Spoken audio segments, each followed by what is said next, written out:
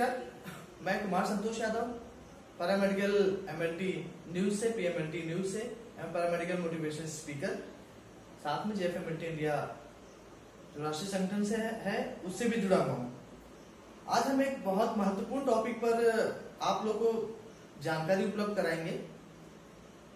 Topic क्या है, पहले हम टॉपिक के बारे में थोड़ा सा इंट्रो कर लेते हैं, उसके बाद अन्य बातें मैं आपको बताऊंगा। टॉपिक है BSc MLT, BMLT. What after BSc MLT या बीएमएलटी? बीएससी एमएलटी या बीएमएलटी के बाद क्या करें? बहुत सारे स्टूडेंट्स जो बीएससी एमएलटी या बीएमएलटी कर लेते हैं वो लोग अक्सर कंफ्यूज रहते हैं। मेरे पास लगातार प्रश्न आते हैं, लोग कमेंट बॉक्स में कमेंट करते हैं, फोन भी करते हैं कि हम बीएससी एमएलटी के बाद क्या करें, कंफ्यूज हैं। तो उनका कंफ्यूजन क्लियर करने के लिए आज जो है मैं आप लोग को जानकारी दूंगा कि बीएससी एमएलटी के बाद या बीएमएलटी के बाद क्या करें। सबसे पहले आप समझिएगा कि बीएससी एमएलटी और बीएमएलटी ये कोई अलग कोर्स नहीं है, दोनों ही सिमिलर है। BMLT means bachelor in medical lab technology, BSc MLT means ये भी ग्रेजुएट, मतलब ये और ये दोनों ही ग्रेजुएट डिग्री है।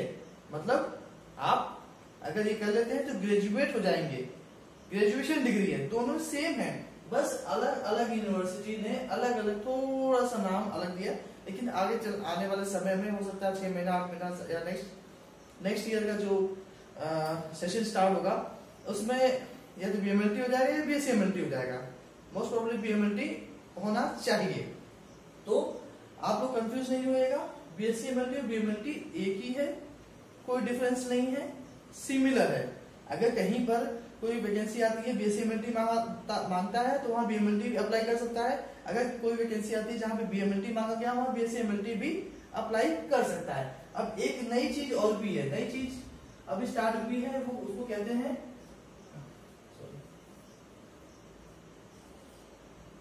BVoc MLT.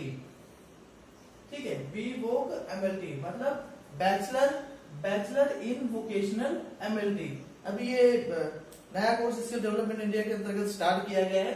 तो जेएफएमएलटी इंडिया जो कि हमारा राष्ट्रीय संगठन है, हम लोग सरकार से निरंतर बातचीत कर रहे हैं कि तीनों कोर्स का एक ही नाम से होना चाहिए। जैसे कहते हैं, जैसे एमबीबीएस है, चाहे राजस्थान हो, चाहे गुजरात हो, चाहे अन्य देश का कोई अन्य राज्य हो, सब जगह एमबीबीएस के नाम से डिग्री होती है। बीएससी नर्सिंग है, बीएससी नर्सिंग होती है, बीडीएस है, डेंटल का है तो बीडीएस होता है, फार्मा है तो बी फार्मा होता है। पूरे देश में सभी राज्यों में एक ही नाम से होता है। इसमें भी जो है ये अलग अलग नाम नहीं होना चाहिए, एक ही होगा। तो नियर फ्यूचर में नेक्स्ट सेशन में ये काम हो जाएगा। अब हम बात करते हैं कि बीवोक एमएलटी या बीएससी एमएलटी के बाद क्या करें। उससे पहले महत्वपूर्ण जानकारी, आज की जानकारी, आप सब लोग जो लोग कोविड-19 में कोरोना वॉरियर्स के रूप में सैंपल कलेक्शन या टेस्टिंग लैब में कार्य कर रहे हैं, आप सब लोग का जेएफएमएलटी इंडिया परिवार की तरफ से बहुत बहुत आभार हम प्रकट करते हैं। साथ में मैं आपको ये बताना चाहता हूँ कि प्रधानमंत्री मोदी ने आज मन की बात में, बहुत सारे लोगों ने सुना होगा कि प्रधानमंत्री मोदी ने मन की बात में लैब टेक्नीशियंस के कार्यों की, मेडिकल लैब टेक्नीशियंस के कार्यों की सराहना की है। और मन की बात में कुछ जो लोग कोविड-19 में या वायरोलॉजी लैब में कार्य कर रहे थे उनसे बात भी की है। तो कहीं न कहीं अब धीरे धीरे medical lab technologist, medical lab technician की वैल्यू और महत्वता अब धीरे धीरे बढ़ रही है। आगे आने वाले समय में जो है एक अच्छा मुकाम होगा। हालांकि ठीक है, अभी भी संघर्ष करने की जरूरत है और हमें बहुत कार्य करने की जरूरत है। तो हम लगातार कार्य करते रहेंगे और धीरे धीरे अच्छी बात है कि कम से कम रिकॉग्नाइज तो हो रहे हैं। तो आप सब लोगों को जेएफएमएलटी इंडिया परिवार की तरफ से, मेरी तरफ से जो है, जो लोग कोविड-19 में कार्य कर रहे हैं उनको धन्यवाद। प्रधानमंत्री मोदी ने तो ऑलरेडी आप सब लोग का धन्यवाद किया ही है। तो अब हम चलते हैं कि व्हाट आफ्टर बीएससी एमएलटी या बीवोक एमएलटी या बीएमएलटी के बाद हम क्या करें। चलिए स्टेप बाय स्टेप। अब जो है जिसने भी बीएमएलटी या बीएससी एमएलटी कर लिया है उसके लिए 3 कैटेगरी है। 3 कैटेगरी क्या है? Job, first job, second business, या थर्ड हायर एजुकेशन। ठीक है, तो जिसने भी बीएससी एमएलटी या बीएमएलटी कर लिया है, अब उसके पास क्या आगे का प्रोसेस क्या है, क्या करेगा वो? या तो जॉब करेगा, या बिजनेस करेगा, या हायर एजुकेशन की तरफ जाएगा। मतलब अगर ग्रेजुएट हो गया है, बीएससी का हो चुका है, तो वो मास्टर करेगा, या फिर अपना बिजनेस, मैं बताऊंगा कौन सा बिजनेस है, और जॉब। अब जो भी लोग क्वालिफिकेशन लेते हैं, उसके बाद प्राइमरली जो उनका थॉट होता है कि वो जॉब को पकड़े, बाद में अंदर जॉब या हायर क्वालिफिकेशन। मैं सभी चीजों का जिक्र कर रहा हूं। तो जॉब, अब जॉब में जो है 3 कैटेगरी है। कई कैटेगरी है जॉब? कौन सी? प्राइवेट, प्राइवेट, और उसके बाद जो है आपका गवर्नमेंट या सरकारी।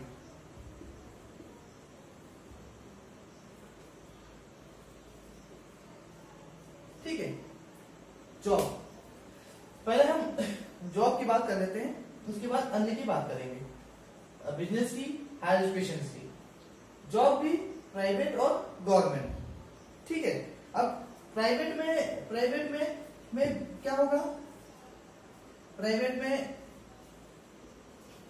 प्राइवेट आपका पैथोलॉजी लैब, ठीक है, और हॉस्पिटल लैब, ये प्राइवेट सेक्टर्स हैं। देखिए, गवर्नमेंट जॉब के लिए प्रिपरेशन करनी पड़ती है। ठीक है, प्राइवेट में जैसे ही आपने बीएससी एमएलटी या बीएमएलटी कर लिया, आप जो है प्राइवेट में प्राइवेट लैब या हॉस्पिटल है, हॉस्पिटल में भी लैब्स होती हैं, उनमें आपको अपॉर्चुनिटीज मिलेंगी as a lab technician, as a medical lab technologist.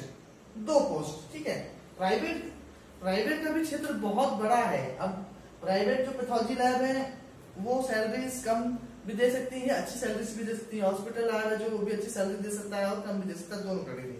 अब प्राइवेट सेक्टर्स जो है, आगे चल के जो है मैं ये प्राइवेट सेक्टर के बारे में, जो प्राइवेट लैब्स हैं, प्राइवेट लैब्स को भी डिफाइन करूंगा। प्राइवेट लैब्स भी डिफरेंट टाइप्स ऑफ लैब्स होती हैं, बहुत प्रकार की प्राइवेट लैब्स होती हैं। आप लोगों ने सिर्फ पैथोलॉजी लैब के बारे में सुना होगा, पैथोलॉजी लैब के अलावा भी बहुत प्राइवेट सेक्टर्स में ऐसी लैबोरेटरीज हैं जिसमें अच्छा पैकेज मिलता है, अच्छी सैलरी मिलती है, और आप जो है आपको वहां पर अच्छी जॉब मिलेगी। वो मैं आपको अब एक ही क्लास में सब कुछ कवर कर पाना थोड़ा डिफिकल्ट होता है, तो आगे चल के मैं प्राइवेट लैब्स के बारे में बताऊंगा कि कौन कौन सी लैब्स है जिसमें आपको अपॉर्चुनिटीज मिलेगी। चलिए, तो अब हम जो है, अब ये प्राइवेट का आपको समझ में आ गया होगा, प्राइवेट का। ठीक है, तो अब इसको हम क्लोज करते हैं। अब हम बात करते हैं गवर्नमेंट की। अब हम बात कर रहे हैं गवर्नमेंट सेक्टर। गवर्नमेंट सेक्टर में जो है आपको कितने प्रकार की जॉब मिलती है? एक होता है रेगुलर, एक होता है कॉन्ट्रेक्चुअल, कॉन्ट्रैक्ट जिसको हम बोलते हैं संविदा, और एक होता है आउट सोर्सिंग। ठीक है ना?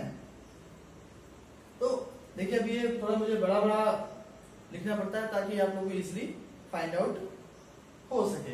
तो हम गवर्नमेंट की बात कर रहे थे कि गवर्नमेंट में कितने टाइप्स की जॉब्स होती हैं। गवर्नमेंट जॉब्स, गवर्नमेंट में जॉब कितने प्रकार की होती है?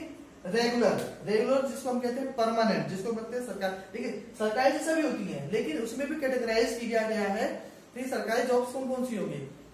रेगुलर मतलब परमानेंट। उसके बाद कॉन्ट्रेक्चुअल बोले तो संविदा में बहुत सारे लोग एनएचएम, एनआरएचएम और अलग अलग जो प्रोजेक्ट्स गवर्नमेंट के चल रहे हैं संविदा में, वो। उसके बाद एक आउटसोर्सिंग। ये 3 टाइप की वैकेंसीज आती हैं, या 3 टाइप की जो जॉब्स, रेगुलर, परमानेंट, कॉन्ट्रेक्चुअल और आउटसोर्सिंग। ठीक है, तीनों ही आजकल चाहे रेगुलर हो या संविदा हो या आउटसोर्सिंग हो, ठीक है, तीनों के लिए आप लोगों को प्रिपरेशन करना पड़ता है, पढ़ाई करना पड़ता है, तैयारी करनी पड़ती है, तब जाकर के जो आपको परमानेंट या कॉन्ट्रेक्चुअल या आउटसोर्सिंग की जॉब मिलेगी। आजकल जो है आउटसोर्सिंग में भी एग्जाम पैटर्न कर दिया गया है, परमानेंट में तो एग्जाम है ही, कॉन्ट्रेक्चुअल जिन्होंने एनएचएम का एग्जाम दिया होगा वो भी तैयारी कर रहे हैं, तब जाके जॉब्स मिल रही है। तो गवर्नमेंट जॉब ये इस तरीके की आउटसोर्सिंग। देखिए हम बोले तो कौन, JFMLT इंडिया, जो कि हमारा एक राष्ट्रीय संगठन है, ठीक है। हम आउटसोर्सिंग और संविदा की जॉब्स के खिलाफ है। हम कहते हैं कि रेगुलर जॉब होना चाहिए, परमानेंट होना चाहिए। जब आपके पास सरकार के पास जो वैकेंसी है और फंड है, तो वो परमानेंट वैकेंसी क्यों नहीं निकालती है, जबकि परमानेंट वैकेंसी जितनी है उसके लिए फंड ऑलरेडी जारी कर दिया जाता है या फंड उसका बजटिंग कर दिया जाता है। तो जब परमानेंट वैकेंसीज है तो कॉन्ट्रेक्चुअल आउटसोर्सिंग क्यों, इसका हम विरोध कर रहे हैं और लगातार करते रहेंगे। आगे आने वाले समय में आप सब लोग के सहयोग से, मदद से कॉन्ट्रैक्ट और आउटसोर्सिंग जॉब्स खत्म होंगी। जैसे अलग अदर प्रोफेशन में, जैसे नर्सिंग में है या अदर कैडर में है, वहां पे आउटसोर्सिंग और कॉन्ट्रेक्चुअल जॉब नहीं आती है, क्योंकि उनका संगठन मजबूत है और वो लोग सपोर्ट करते हैं एक दूसरे को। चलिए, तो जो रेगुलर जो परमानेंट सरकारी नौकरी है, परमानेंट सरकारी नौकरी कैसे मिलेगी, उसके लिए आपको करना होगा प्रिपरेशन। तो प्रिपरेशन करने के लिए जो है आपको सभी सब्जेक्ट को थॉरली पढ़ना पड़ेगा। थॉरली पढ़ने के बाद जो है फिर आपको ये पता होना चाहिए कि किस तरीके के क्वेश्चंस आते हैं, किस तरीके के जो प्रश्न पूछे जाते हैं, चाहे वो परमानेंट पोजीशन हो चाहे कॉन्ट्रेक्चुअल हो, ठीक है। जब भी एग्जाम्स होते हैं तो उसमें किस तरह के क्वेश्चन पूछे जाते हैं, उसके लिए जो है आप लोग डिस्क्रिप्शन में लिंक हमने दिया हुआ है। कुछ किताबें हैं जिनमें जो मल्टीपल चॉइस क्वेश्चन है, मतलब MCQs, that is multiple choice questions. तो मल्टीपल चॉइस क्वेश्चंस की बुक्स के लिंक जो है मैंने डिस्क्रिप्शन में डाल दिया है, अभी डालूंगा मैं। तो आप लोग वहां से बुक को जो है परचेस कीजिए। उसमें हर सब्जेक्ट के आपका haematology, biochemistry, microbiology, pathology, clinical pathology, cytology, histopathology, molecular सभी सब्जेक्ट्स को कवर अप किया गया है और उसमें MCQs, multiple choice questions with answers दिए गए हैं। तो आपको एक रफ आइडिया लग जाएगा इस तरह के क्वेश्चंस आते हैं इन फील्ड से, तो आप ऐसे प्रिपरेशन करेंगे, ठीक है। ये हो गया गवर्नमेंट जॉब के बारे में मैंने बता दिया आपको। अब हम चलते हैं जो हमारा, देखिए मैंने आपको जॉब के बारे में बता दिया। जॉब कितने प्रकार की होती है, प्राइवेट होती है, गवर्नमेंट होती है। प्राइवेट में भी मैंने बता दिया, प्राइवेट का और डिटेल में बताऊंगा। गवर्नमेंट के बारे में मैंने बताया कि गवर्नमेंट कौन कौन सी होती है। गवर्नमेंट में जो है आपका परमानेंट पोजीशन, कॉन्ट्रेक्चुअल पोजीशन और आउटसोर्सिंग पोजीशन, ठीक है। उसके लिए करना होता है प्रिपरेशन, ये मैंने आपको बता दी। अब चलते हैं बिजनेस। बहुत सारे लोगों का प्रश्न बार बार आता है कि बीएससी के बाद क्या हम pathology lab, path lab open कर सकते हैं? बार बार बहुत सारे लोगों को प्रश्न आता है ये कि हमने बीएससी कर लिया है या हमने बीएमएलटी कर लिया है और हमको 1-2 साल का एक्सपीरियंस है, तो क्या हम पैथोलॉजी लैब ओपन कर सकते हैं? देखिए, इस पर मैं कई वीडियो बना चुका हूँ और मेरे और अदर्स वीडियोस हैं जिसमें हाउ टू ओपन लैब और लैब पोजीशन, बीएमएलटी, डीएमएलटी के नाम से ये सब वीडियोस है। उसमें मैंने बहुत सारी चीजें क्लियर किया हुआ है। थोड़ा सा मैं यहाँ पे आपको और बता देता हूँ फिर से कि path lab open, pathology lab जो नियम है क्लिनिकल एस्टेब्लिशमेंट एक्ट के अंतर्गत नियम कहता है कि पैथोलॉजी लैब या कोई भी किसी भी प्रकार का बिजनेस कोई भी व्यक्ति कर सकता है, परंतु हम अभी तक बहुत सारे लोग नॉन टेक्निकल लोग जिनके पास न डिप्लोमा है न डिग्री है, वो लोग पैथ लैब चला रहे हैं, कंसल्टेंसी सेंटर्स चला रहे हैं। उसके लिए हम विरोध करने वाले हैं, उसका हम ऑब्जेक्शन देंगे। हम चाहते हैं कि जिन्होंने जो है बीएससी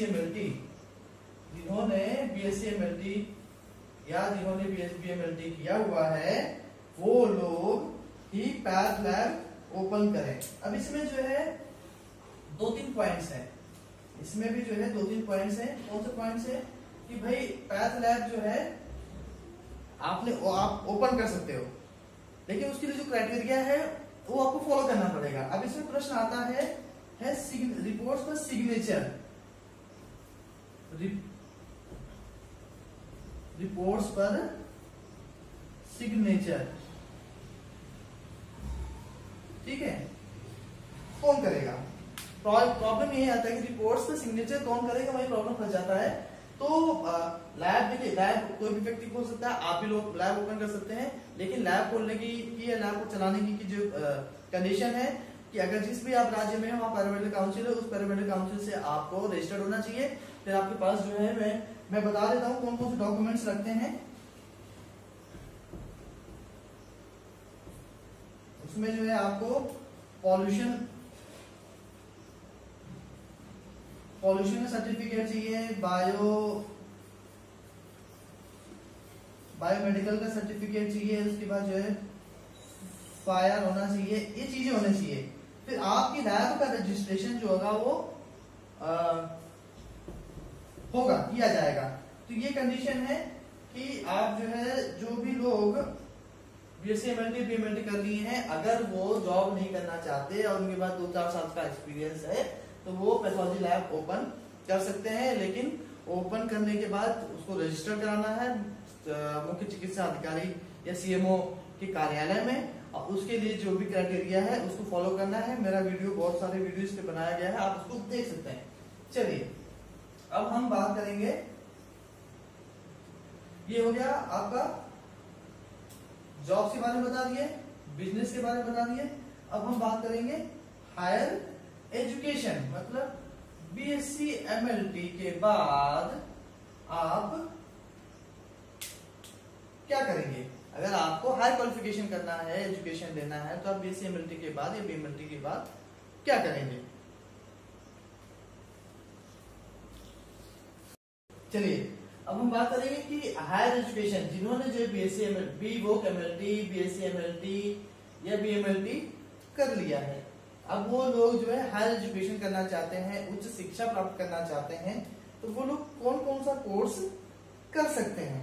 तो मैं आपको बताता हूँ, जिन्होंने बीएससी एमएलटी किया हुआ है या बीएमएलटी किया हुआ है, वो लोग एमएससी एमएलटी करें, या जिसको कहेंगे एमएमएलटी, ठीक है। उसके बाद एमएससी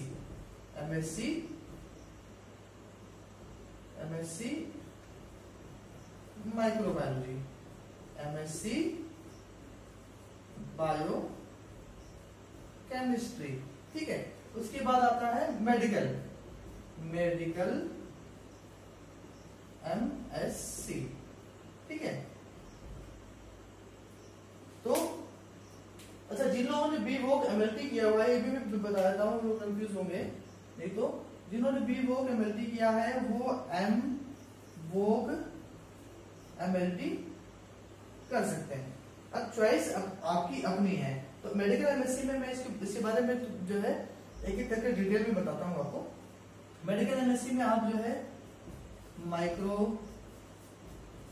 बायोकेम, फिर आपका एनाटॉमी, फिजियोलॉजी,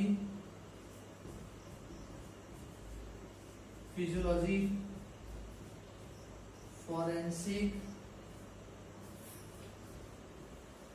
फार्माकोलॉजी,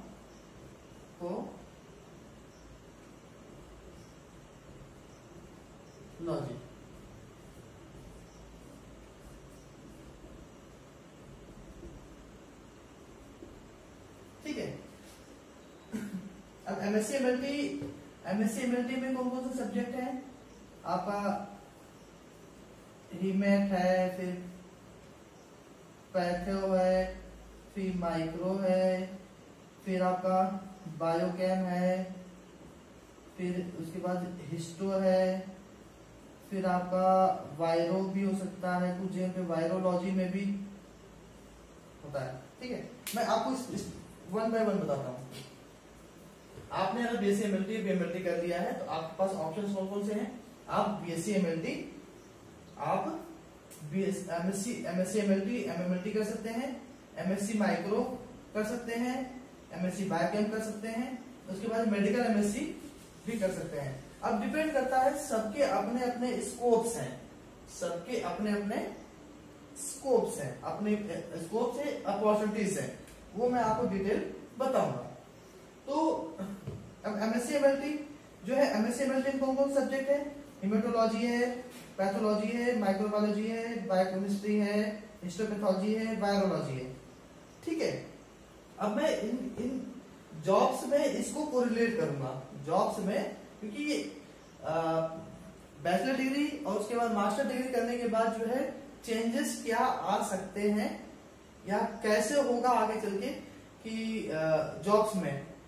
अब लोगों का प्रश्न होता है कि हमने ग्रेजुएशन कर लिया, अब हमने मास्टर कर लिया, तो मास्टर के हिसाब से जो है पोस्ट भी होनी चाहिए, बड़ी पोस्ट होनी चाहिए, उसके बारे में बताऊंगा आपको। ठीक है, अभी हम पढ़ रहे हैं कि बीएससी एमएलटी, बीएमएलटी के बाद हमको क्या करना चाहिए, जॉब करना चाहिए, बिजनेस करना चाहिए, हायर एजुकेशन के लिए जाना चाहिए। जॉब में ऑलरेडी मैं बता चुका हूँ, बिजनेस में आपको बता दिया मैंने, और हायर एजुकेशन में आपको बता रहा हूँ।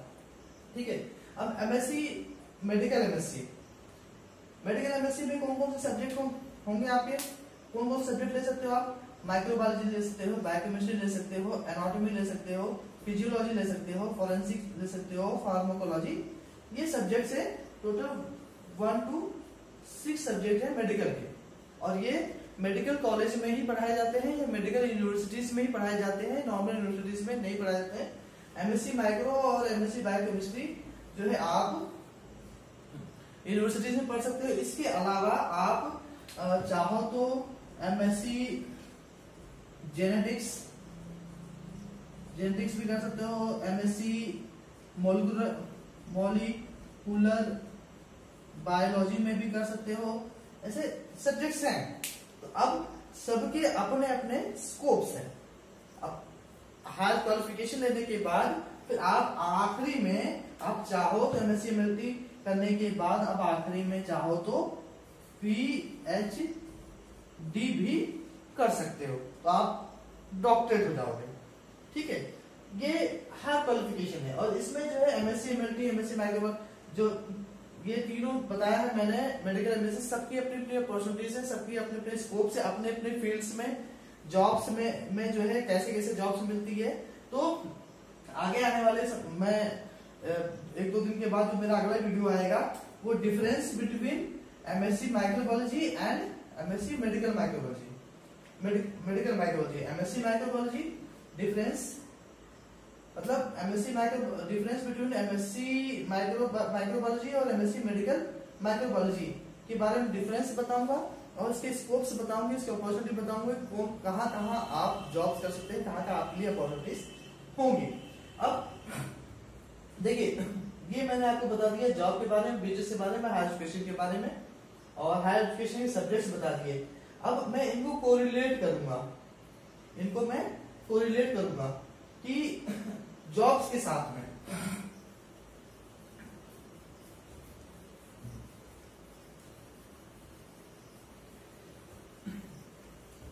देखिए, जॉब भी एक जॉब को भी जो है मैं फिर से कैटेगराइज करता हूं, मैंने पहले भी बता दिया है। आप लोग जो है एक ही बार में वीडियो देख करके जो साइलेंट मत हो जाइएगा, 1-2 बार और देखिएगा, ताकि कि आप लोग के लिए ही है, आप लोग को फायदा मिलेगा फ्यूचर में। तो अब इसमें जो जॉब थी बीएससी एमएलटी के बाद, उसमें था टेक्निकल, जिसको बोलते हैं टेक्निकल कैडर। ठीक है, और एक है एकेडमिक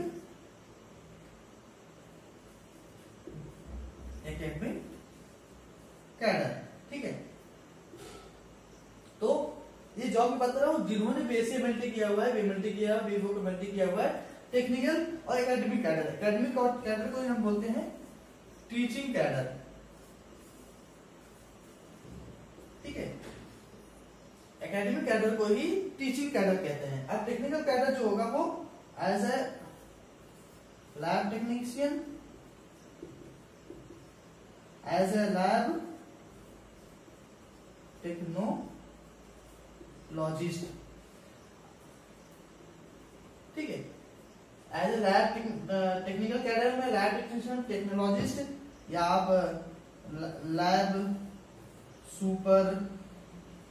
सुपरवाइजर, ये मैं बता रहा हूँ, ऐसे पोस्ट तो बहुत सारी हैं इसमें, वो आगे आने वाले वीडियोस में बताऊंगा मैं। तो ये हो गया। उसके बाद जो है एकेडमिक कैडर, एकेडमिक कैडर में क्या होगा, एकेडमिक कैडर में होगा ट्यूटर, ठीक है, ट्यूटर LACTURER लेक्चरर, असिस्टेंट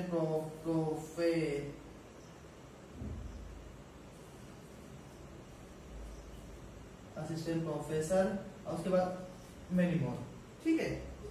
तो अब प्रश्न क्या है इसमें, BSc MLT, BMLT या BO MLT करने के बाद अगर आप जॉब की तैयारी करेंगे तो जॉब पे मैंने आपको बता दिया प्राइवेट और गवर्नमेंट जॉब, गवर्नमेंट जॉब के लिए मैंने बता दिया तैयारी, प्राइवेट जॉब भी बता दिया।